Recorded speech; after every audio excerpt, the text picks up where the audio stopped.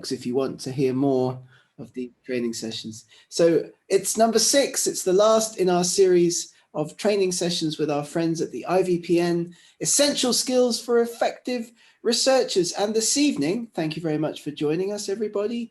We're going to be talking about building your brand as a researcher. And I'll talk about what that means in a moment. Very important. It actually builds on our discussion last month, if you can remember that far back, when we talked about marketing and skills and tips and tricks from marketing that we can apply to make sure that our papers get as many citations and reach as much impact as possible. So if you haven't seen that one, which I did with 2 of my great friends from Bentham Science Publishers, have a listen back to the last webinar in our series, number 5, and then number 6, building a brand as a researcher. So, I mean, I'm going to be joined in a little bit by Catherine Deeprose. We're going to play a recording of her. Do you want to say a few more things before we get going, or are we okay to get started? Yes, yes. I would like to reintroduce you again and to introduce Catherine again, just to give our audience a hint about our great speakers. So starting with Gareth, as usual, okay, this is the last session. I started with Gareth the first session, and I'm happy just to finish with him the last one. Gareth is a director of global content at Research Square Company.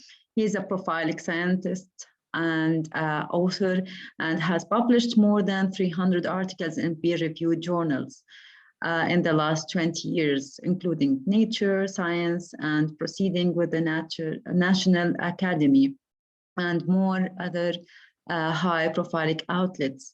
His research has been widely covered in the media, and he is often invited to present talks and lead workshops around the world. Of course, his biography is very, very rich, but I will mention one of the most interesting things. He also manages the Taylor and France journal Historical Biology as an editor-in-chief, and has mentored many students at all levels. Gareth uniquely positioned to teach and advise with authority on all aspects of the scientific publishing process, grant writing, and personal development, as he is an experienced researcher and reviewer and editor for many journals. So this is just only a brief about Gareth. Let's move to Catherine, because she's our second great speaker. Dr. Catherine is an editor in Science Diffusion, has a PhD in psychology from Sheffield University in the UK, with a solid grounding in academic research and publishing. Catherine is an experienced science editor and writer, and works to maximize the impacts, visibility, and outreach of public science. So this is just only a brief introduction about our great speakers tonight, and we are really happy and glad to conduct our last part in the essential skills, which will be concerned about building a brand as researchers. Gareth, the mic and the floor, and the screen is yours. Well, thank you so much for the great introduction. It's always a great pleasure to work with colleagues from IVPN, and especially colleagues in this series. So thank you again for the opportunity to do this. I hope it's been useful. I hope if you're listening to this and you'd like to hear more, then you'll get in touch, and we'll certainly put together more training sessions in the future. Okay, so building a brand as a researcher. We won't dwell on this slide because it just provides you with a little bit more about my background. Worked in a number of different universities around the world, in Ireland, in Bristol, in the United States. Published a few papers, written a few grants, worked on a number of different projects. I mean, I'm now working for a company called Research Square Company. We are providing author training services and also access to our very large, the world's largest actually preprint server. And we can talk about that a little bit more later at the end of the presentation. Now, building your brand as a researcher, what does that even mean? What are we talking about when we talk about your brand as a researcher. Catherine, when I play a recording of an interview that I did with her yesterday, a little bit later in our session this evening, we'll talk some more about what that means and how you can do brand building as a researcher. But this is what I always used to do when my papers got published. I would sit back, relax, and wait for the citations to keep pouring in, for the citations to start appearing. And of course, just sitting back and doing nothing after one of your papers gets published is probably not the best strategy that you could take as a researcher if you want other people to know about your research and build that brand, build that swell of information around you so that people know about you and about your research. We talked about how to garner citations in our last presentation with the colleagues from Bentham Science Publishers. So I do encourage you to go back and have a listen to that, the techniques that you can use as a researcher, put into your articles in order that your articles get picked up and cited as much as possible. But what about you? What about your research? What about you, the researcher, you, your research group? How are you going to ensure that people know about you and about your research when, before, during, and after your papers get published? Barnum, the famous American circus owner, famously said, if you don't promote yourself or your research, something will happen, and that something is absolutely nothing. If you don't talk about your research, if you don't promote your research group, if you don't talk about what you're doing, the research that you're doing, the great work that you're involved in, then nobody's going to know about it until your papers get published. And that was the situation that I was in as a researcher for many years. I never bothered really to talk about my research anywhere else than in my publications. And so, of course, these days, in our digital age, in our age of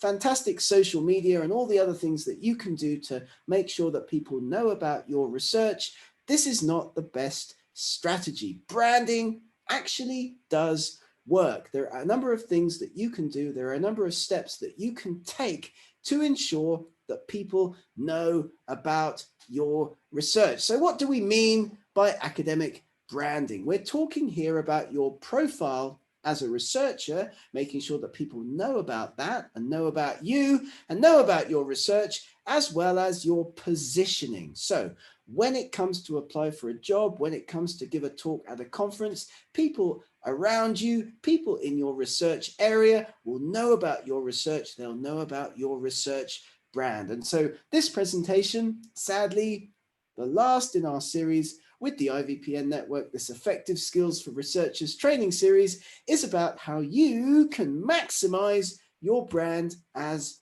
a researcher. So impact, of course, depends upon your readers. Your readers, people engaging with your academic papers, they've got no time to read.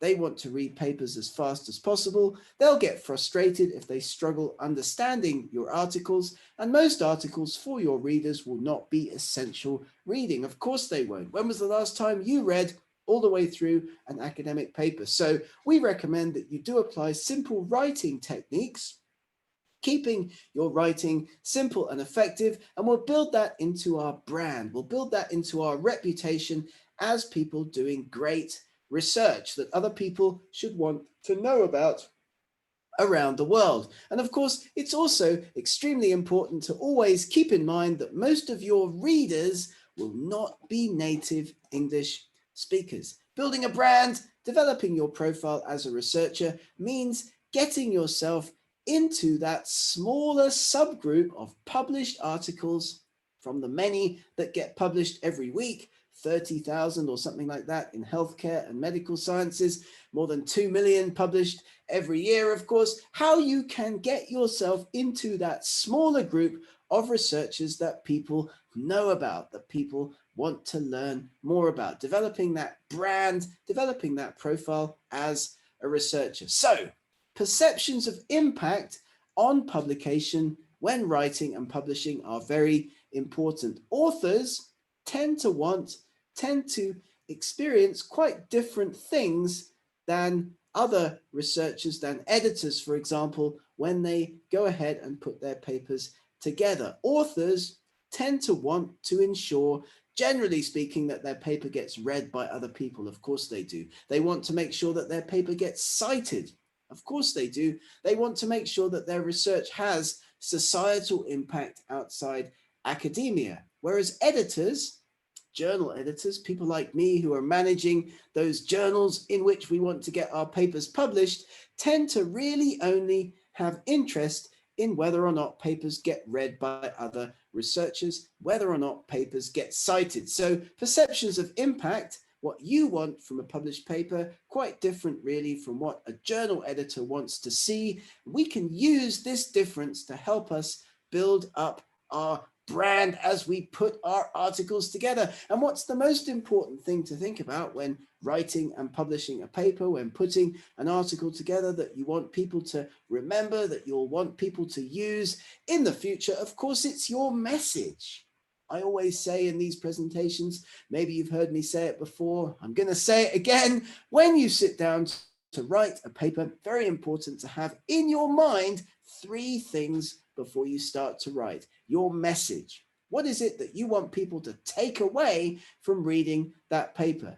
Your structure, also very important, and your audience. Who's going to be reading the paper? The audience, of course, is the target journal. The target journal gives you the structure. If editors can't work out your take-home message, they're going to reject your paper, and they will also reject your article if you are unable to convince them of your study's importance. So think to yourself, if I'm interested, then of course my readers will be as well. The secret, let me tell you this, in our last session together, I'm going to give away some real secrets to academic publishing. The secret to writing and publishing a paper in a high impact factor journal is making sure that your topic, your question, really is broadly interesting to a wide, international, multidisciplinary readership. So how can you do that? Read widely around the subject, check news sites to make sure you're aware of what's hot and what's not in science at the moment. Have a look to see how leaders in your field are pitching their work to those big international journals. And of course, you learn from the mistakes that people have made in the past. Successful publishing researchers, they're ready to learn from their mistakes. As we build up our brand, as we build up our publishing plan, we are looking, of course, for speed. We're looking for high reach and readership with our articles. And of course, as well, we're looking for journals to build our brand upon that have a decent impact factor. So this is the kind of thing, these are the kinds of areas that generally we find that authors tend to want when they think about where they should be publishing their papers. You've seen this image before. I won't dwell on it here all that much this evening, but impact factors of international journals are calculated in the way that you can see here on the screen. If you want to know that, if you want to have that, cut that out and keep that, you can take, of course, a screenshot of this image on the slide. But journal impact factors and publishing in journals with decent impact factors, that takes us quite a long way towards building our brand as a researcher. But of course, there's a lot more that we also need to do as well. Publication relates to impact. Researchers count papers. We look at R indices. We look at H indices. Institutions count citations. They look at circulation. But does your research circulation really translate to impact, really translate into your brand? Because how many researchers are really citing your work? Research impact, as you can see here, and as we've discussed in other presentations in this series, your brand as a researcher is your impact, both academically and both in terms of economic and societal, the benefits that your research brings to the wider community, the good that you are doing in the world. So have a look at Fast Track Impact. I recommend this website to you, to everybody listening to this presentation, fasttrackimpact.com. Great way to get into ideas for building impact, developing your brand, making sure that other researchers around the world know about you and know about your research. We also do this, and we'll talk about this in a minute with Catherine, to ensure impact, we talk about our research. So we get onto those social networking channels, as IVPN are so fantastic at doing, especially on LinkedIn, talk about research, talk about events, talk about what's happening in the field, in the area, build that interest in what's happening. So people will come along, they'll attend events, they'll learn about our research, and we will develop as a researcher, as a research group, as a research team, a clear profile, a clear brand. People will think, I know that person, I know that research group. That's the kind of research that they are doing. And so Kudos, another great company for you to have a look at after this presentation, has a number of checklists that you can engage with. Have a look at assessing your impact as a researcher. Wouldn't it be fantastic if you were able to demonstrate how many shares, how many mentions, how many clicks, views, downloads, and what kind of press coverage your research is getting? Altimetrics, by the way, does a lot of this for you when papers get published. But what about papers before publication? What about papers in preprint servers? What about the research that's on your website that's still in progress? How do you assess your brand development? How do you assess your brand as it is built up over time? I do encourage everybody to have a look at this slide as we think about assessing our impact as a journey. Your inputs, activities, outputs, outcomes, and impacts can be tracked over the life cycle of your publications, over the time from start to end of individual research projects. And what happens when papers get published? Not that many researchers, I find, actually do spend the time to celebrate their success. For many people, when papers get published, we're so exhausted by the whole peer review process, we're so exhausted by the whole journal experience that the last thing we want to do is sit back and celebrate our success. But of course, part of building your brand as a researcher, as a research group, as a research team, should be talking about your research post-publication, promoting. So don't be like me. Don't just sit there and wait for people to find your articles once they get published. Talk about your research, promote your research at international conferences, talk about your research on social media, talk about press releases and other kinds of media as well. Just 1 second while I bring in Catherine. Just bear with me for 1 second, please, colleagues, while I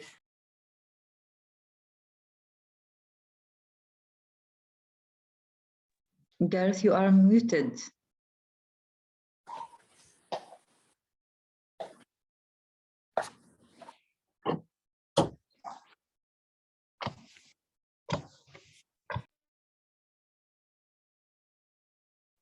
Yes, I muted myself on purpose. Just 1 second while I switch my screen over. I'll just be so kind as to wait for 1 moment, please. Just a second. We're gonna bring in Catherine. We're gonna provide you with the interview that I did with Catherine just now. So 1 second, please, everybody.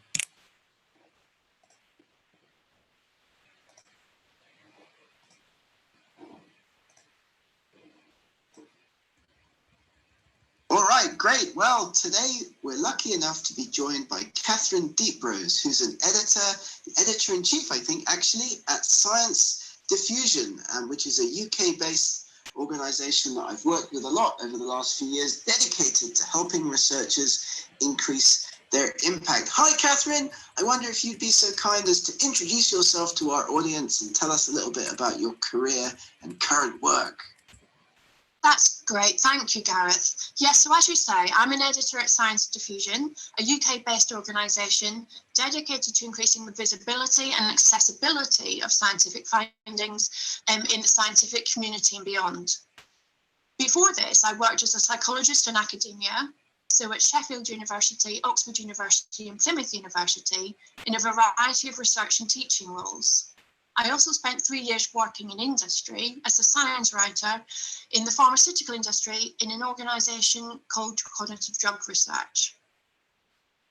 Throughout these various roles, the communication of science, and by that I mean opening up science to the world outside of our academic ivory towers and industrial laboratories and everything else in between, has been a key interest to me. Science communication is an upcoming field that I feel very lucky to work in. Science moves at a remarkably fast pace, but because of this, and despite of this, I think it's absolutely critical for all researchers to make sure their work can be understood by all. I firmly believe that by bridging the gap between science and society using science communication, we can drive forward progress and policy in an inclusive and ethical way. Brilliant, brilliant. And that's what we've been talking about in this webinar. We've been talking about exactly that. So I hope that people listening to this will gain something from your experience and from your company's experience as we try to do that, as we try to explain to people how they can communicate their research to society and indeed bridge the gap between science and society through science communication. So Catherine, why do you think researchers should work to make their science accessible to others? Why is that so important? Oh, I think there are absolutely lots of reasons why science communication and making science accessible to others is really, really important. Perhaps to begin with, we should acknowledge the far-reaching impacts of science on society most broadly.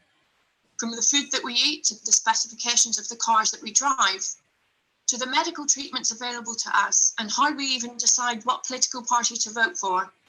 Science underpins each of these hugely varied and at times even disparate domains, and much, much more. It would be impossible to underestimate the extent to which science informs our day-to-day lives, as well, of course, the issues of global importance that hit the news every single day. Now, of course, communicating complex ideas to others is what scientists do. And this includes writing journal articles, presenting at conferences, speaking with colleagues and funding agencies on a regular basis. And these are what I would describe as the bread and butter activities that every researcher engages in that pile on top of actually doing the hands-on graft of the research itself. And for some of us, teaching goes hand in hand with this, and teaching is all about communication. So communication is a skill that is inherent in much scientific activity. But the skill set required to communicate complex ideas effectively to a wide range of non-expert audiences can differ, which is why science communication and outreach is a specific dedicated area of expertise. The aim of science communication is to position science not only in its broader context, but its broader cultural, economic, and social context that we live in. I think that by being aware of and working within this bigger picture to make science relevant, we can communicate science in a way that can effectively reach and be understood by the general public. We can trace the popularization of science back through time. Take, for example, the relatively recent but brilliant examples of Carl Sagan, the American astronomer, and Stephen Hawking, the British physicist. And we can really marvel at the success in which they brought science to the people. One of the ways in which they achieved this was to make science accessible, but also entertaining. I personally think we're going through an entirely seismic shift in the field right now. People aren't just looking to science for entertainment, although this does remain an important factor. They want to understand the scientific evidence about the really big issues of our time, the issues that impact every single one of us. The COVID-19 pandemic, climate change. These are certainly political issues, but most critically, issues that to be successfully addressed need public understanding of the science behind them. And it is through public understanding of science that we can most effectively and ethically influence behaviour. Understandably, the public wants to know about the science behind, for example, what they're being told about the spread of COVID-19, the impact of smoking on their health, how driving their cars affects the environment. When such information is provided in an accessible way, people are much more likely to engage with the ideas and make appropriate changes to their behaviour. I should add here probably that the importance of science communication is not limited to these pressing issues, such as the pandemic and climate change, but the huge range of scientific issues with important societal implications, such as the development of new therapies involving the use of stem cells, for example. To sum up this point, I think it's increasingly becoming the expectation that science should not be impenetrable to others, and that the public quite rightly expects to hear about and be suitably informed about science so they can make informed decisions about the challenging issues. Alongside this, we're all aware that funding and accountability remain absolutely critical, important issues for scientists. In academia, for example, scientists typically rely on external funding to conduct their research. And this means being accountable not only to the institution providing funding, but to the tax-paying public who at the end of the day often form the primary means of support for these institutions. This is partly why a lay summary of research is an important requirement in grant applications, and why subsequent media coverage on completion of work can help hugely raise the profile of the research itself, and of course, pipe into the attraction of further funding for the researcher. On that topic, I'd just like to finally touch on developing links, not only with the general public and funders, but with other researchers and practitioners, both within and across the various disciplines in which scientists work.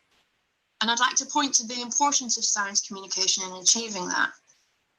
By communicating and leveraging findings to researchers outside of your own discipline, scientists can drive forward novel and fruitful collaborations across sectors, allowing the evolution of opportunities that would not arise if they remained simply confined within their own discipline.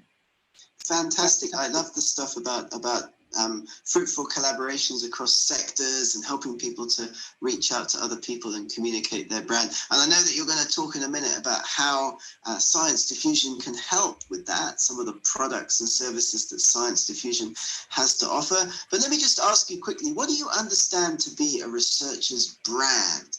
And why is this so important in a researcher's career, do you think?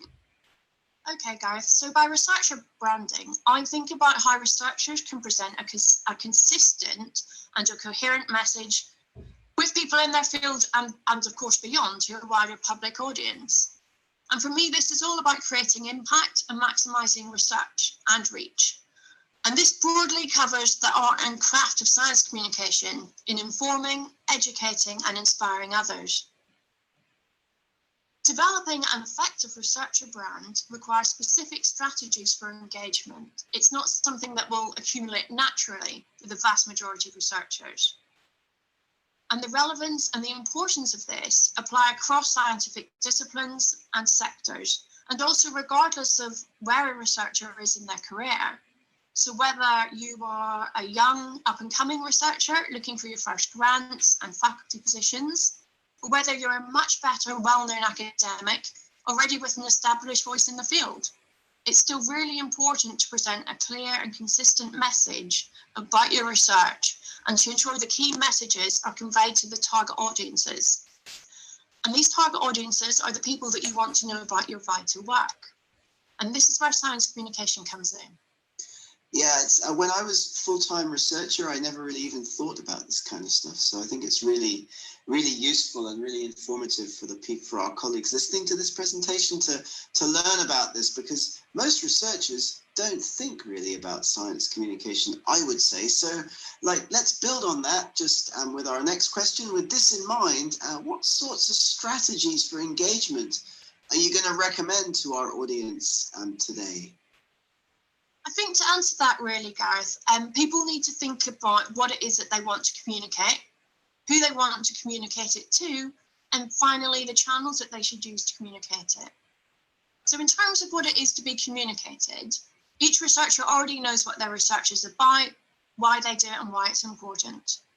So when we want to make this research accessible to the general public, for example, we know that we need to use simple jargon-free language, and that requires taking a step back from the highly complex nitty-gritty of methodological details and theoretical nuances to think about the really critical take-home messages that need to be conveyed. And to do this successfully, we also need to think about the hook that makes this research so important, interesting, and newsworthy on a wider spectrum to others. But But not only do we need to think about the key messages to be conveyed, we also need to consider the range of approaches that can be used to communicate this message most effectively. Whereas science is built upon the printed word, typically journal articles, which I'm sure everyone is familiar with, science communication is pioneering an incredible range of communication mediums above and beyond written articles. And this includes, for example, the use of podcasts, animations, researcher blogs. And this overall pattern is very much in keeping with the increasingly connected, technologically driven world in which we live, work and play. So not only do we want to make sure the content that we present is accessible, we want to make sure that the medium itself provides the greatest accessibility possible. Take the example of podcasts. These are bite-sized audio presentations that listeners can download and listen to whenever they like, say when going for a walk or driving their car. We know that people often find it a lot easier to make time to do this alongside other tasks than to make time to sit down and read, for example, an article as part of their day-to-day routine. We know, of course, there's a range of specialist channels for communication that are used by researchers. For example, ResearchGate, ORCID, and ResearchSquare are widely known examples. But in addition to these, science communication turns to the more commonly utilised domains such as LinkedIn, Twitter, YouTube, and Facebook. These are important hubs for the exchange and dissemination of scientific information. And I think they offer increasingly novel and exciting ways for researchers to broadcast about their research. And so I think that as the awareness and relevance of science communication increases, so also does the opportunities available to researchers. Fantastic. And I'm glad you brought up ResearchSquare there, because I'm going to be talking about ResearchSquare a little bit more towards the end of our presentation today, which is also great. And podcasts too, brilliant. Like, we're working on a series of podcasts, and we've worked a lot in the past with Science Diffusion to develop podcasts. So that brings us on to our final question, which is, how can you and the team at Science Diffusion help colleagues listening to this presentation with their engagement strategies in the future? Okay, so it's really clear to me that the vast majority of scientists do already see the value and the importance of science communication. That's without doubt. But there are a number of barriers to actually doing this for researchers, and these can be significant. Most commonly cited reasons include a lack of time, above and beyond the research job itself, of course, and as well as a lack of training and expertise in the area of science communication. So this is why at Science Diffusion, we specialise in communication for the science and research communities. Our team has many years of experience working with individuals and organisations to disseminate their research in lots of different ways. So as you mentioned, we prepare podcasts, or SciPods as we call them, as well as print articles, brochures, animations, and much, much more. We develop resources and outputs that researchers can use not only within their core scientific community, but can deliver to a wide range of audiences, and we can also help with that delivery to other audiences. Depending on specific researcher need and focus, such potential audiences could include global stakeholders, collaborators and investors, and of course the general public, which I've spoken about in most detail today. So we encourage researchers to get in touch with us to discuss their own specific science communication goals and objectives and find out more about how we can help. And of course, we'll be very happy to answer any questions on that, Gareth. Thank you so much for joining us today, Catherine. And we'll post some contact information for colleagues who are interested in getting in touch with the team at Science Diffusion in the chat. And indeed, I've been doing that as this recording has been playing this evening. So thanks again for joining us. And we'll look forward to seeing you again on a future presentation. Thank you, Catherine. Brilliant. Thank you, Gareth.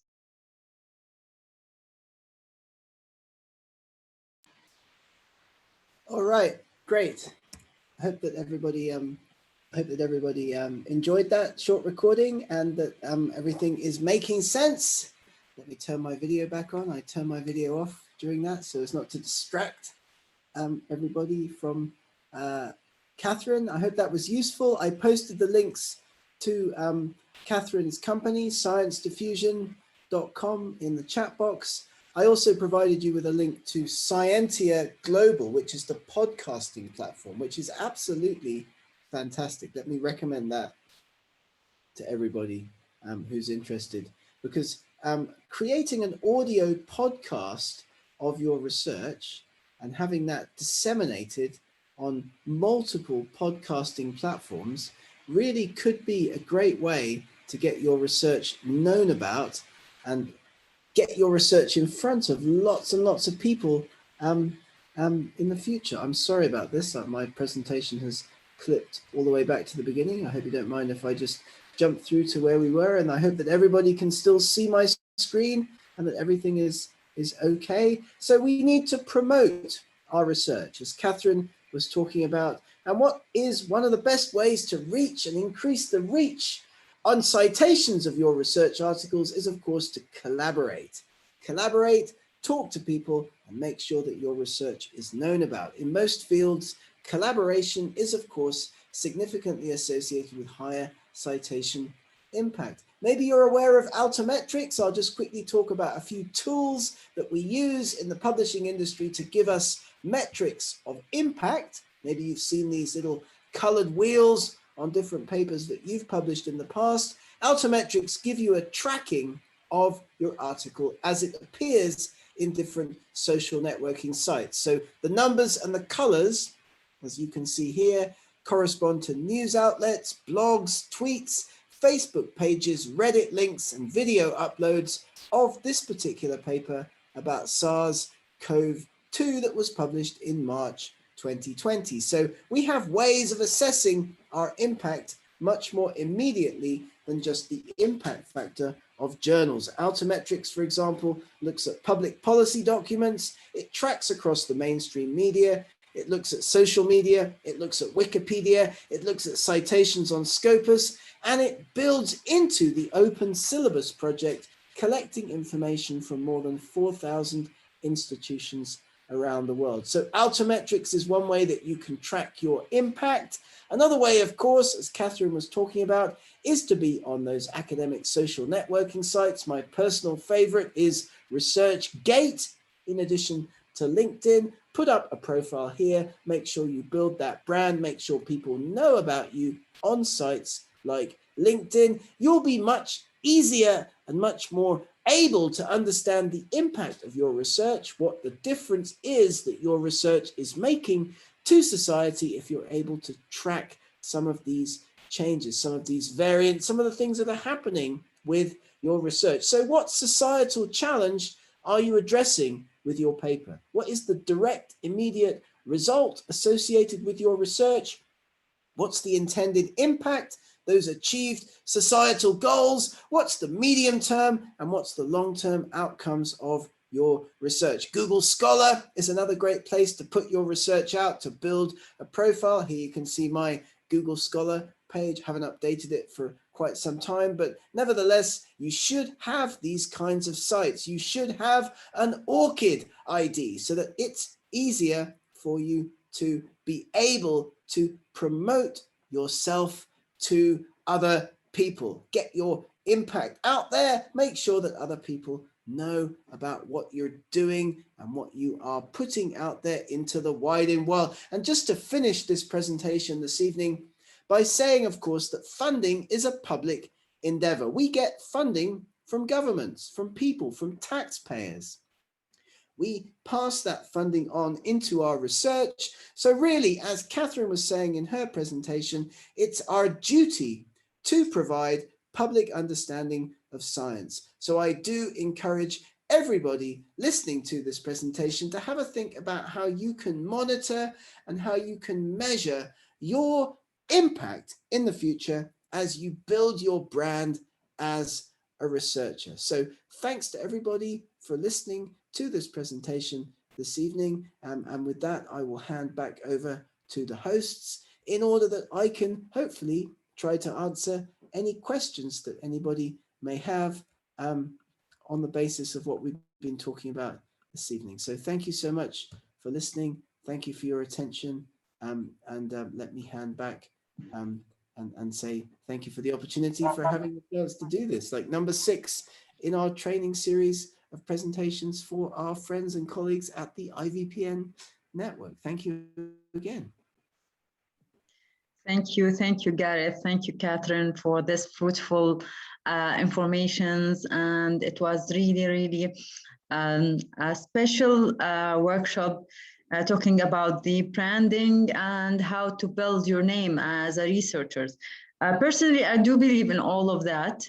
And my presence here in IVPN on a personal level came after just visibility and branding on the starting with the social media and starting with a collaboration. And I do believe on the impact of this branding on the funding and the funding, let's say, track and opportunities. Probably it's one of the essential points that will the funder look at how you have an impact and who you are according to the visibility and the networking fingerprint. So thank you, Gareth. Let's see if our audience have any question. It seems that they are really happy and they are thanking you for the presentation. So, well, I mean, and what we'd hope to do, of course, is provide more presentations in the future. So, you know, if yes, that's an option, like what would be really useful from everybody listening to this is some feedback, yes, some suggestions for like what would be useful for you as a researcher for us to provide in terms of training in the future. So do be sure to provide that feedback to the team at IVPN so we can develop training for you in the future.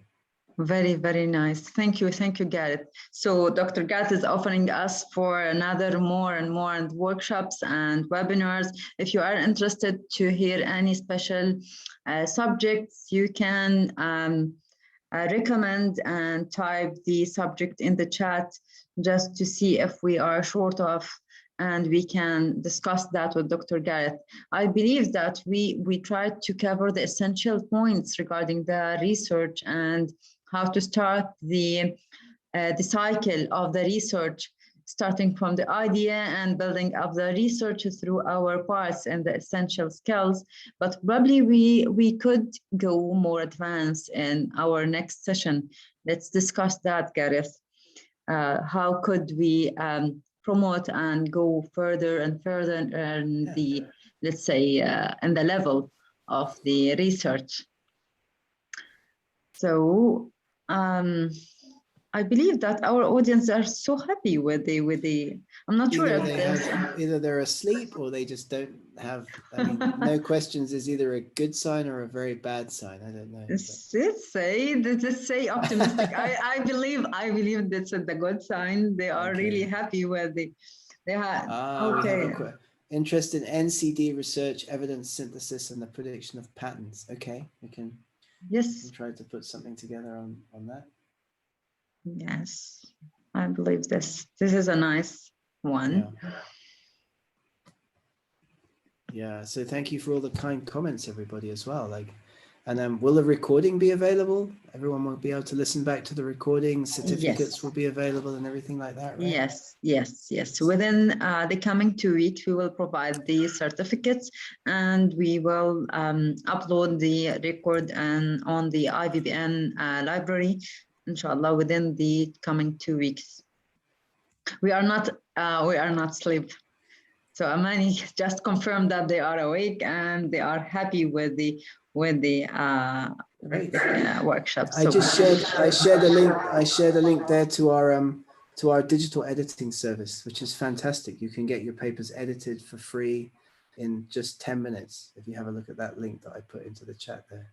Oh, it would be great. You know, artificial intelligence editing service. Wow, amazing. Have a look at that. I believe that we are in the Middle East probably, and non-English speaking people could benefit from this. This is one of the essential points that we are always asked about, which is the editing and proofreading. So I believe that would be really cool according to Razan feedback. Yeah, So, well, we've got this service now that allows you to get your papers edited. You can sign up for a free trial, get a paper edited, and see what you think. I've tried it a few times and it's amazing. Like in 10 minutes, wow. you get back an edited version of your article with the English corrected. So Wow. if you like it, it's actually quite cheap. I mean, $90 for a year for unlimited use, you know, that's great, I think. So, you know, maybe you guys You will have a used look at it. that. I used it a lot, yeah. Wow, very nice. Yeah. Very nice. I saved it myself. Cool. Great. Great stuff. But I believe this is very, very wonderful. So personally, I don't have any question, Okay. but Well, let's make it short if you want to finalize or to sum up with one sentence. I hope that this training series of 6 lectures has been useful. I hope that we'll get the 6 lectures recordings and put them into a package and provide them as a package to everybody that's been listening to this, so they can listen back again and share it with their students and colleagues and friends and parents and children and pets and whoever else wants to listen to, like, you know, our effective research training series. It's been my honor to do it, and hopefully won't be too long before we do more of this kind of work in the future, maybe even in person. Who knows what will happen? Yes, yes, we were too. We were too. We have just only one comment. Muhammad Salman said that, thank you so much for this session. I would like to ask about the suitable method to look for funding institutes or for research projects. Great question. Mohammed, can you drop me an email privately? I'll give you my email address so that we can have a look at that for you. Because of course we need to know a bit more information about your research field in order that we can help you with that question. Okay? Yes. So thank you very for the much. question. Thank you very much, Gareth. Thank you very much. Great. Thank you. Have a nice evening and see you soon. Best wishes to everybody. Stay safe and yeah, talk soon again. Have a good one. Thank you. Thank you. Thank you. Thank you, everybody, for attending this workshop, and hope to see you soon. Stay tuned. We will have many more activities and we will post that on our professional websites. So thank you very much for everything. See you. Bye-bye.